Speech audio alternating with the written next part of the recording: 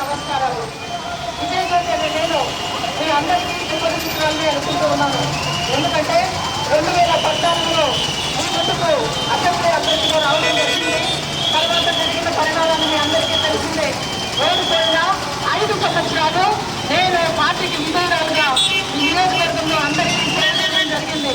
సోదరులారా, తర్వాత 2019లో ఇండిపెండెంట్ గా నేను పోటీ చేయడం జరిగింది.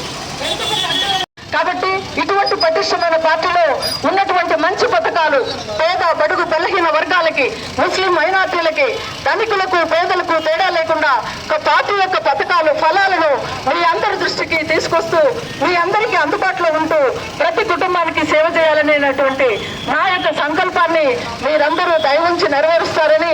ఎందుకంటే ఇంతకు ముందు నేను ఇండిపెండెంట్ గా మీ వద్దకు వచ్చినప్పుడు ఎంతో మంది ఏదో ఒక పార్టీ గుర్తు తీసుకొని రమ్మా, మిమ్మల్ని మేము నిలబెడతాము, మీరు మా నాయకురాలుగా సేవ చేస్తారని నమ్మకం ఉందని ఎంతో మంది చెప్పడం జరిగింది. ఇప్పుడు వచ్చిన సదవకాశం మంచి పార్టీ, నేషనల్ పార్టీ, ఎన్నో ఏళ్ళు చరిత్ర కలిగిన పార్టీ కాబట్టి అదేవిధంగా